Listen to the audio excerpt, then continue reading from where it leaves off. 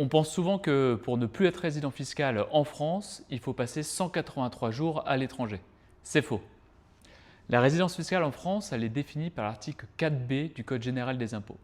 Et le fisc regarde plusieurs choses. Il suffit qu'une seule chose soit vraie pour que tu restes imposable en France. Le premier point, ton foyer. Si ta famille reste en France, par exemple ton conjoint, des enfants, le fisc peut considérer que ton foyer est en France, même si toi, tu vis à Bangkok. Le deuxième point, ton lieu de séjour principal. C'est là qu'on entend souvent parler des 183 jours. Si tu passes plus de temps en France que dans n'importe quel autre pays, tu es résident fiscal français.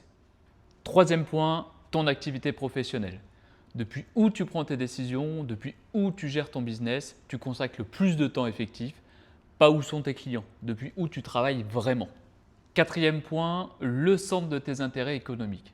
En clair, d'où provient la majorité de tes ressources, où se trouve ton activité économique principale. Si la majorité est directement en France, tu peux être qualifié résident fiscal français. C'est pour ça qu'une bonne structuration de ton activité à l'étranger est essentielle. Et donc, pour ne plus être résident fiscal en France, tu dois t'assurer de ne cocher aucune de ces cases. Et ça se prépare, ça se documente, ça se fait dans le bon ordre.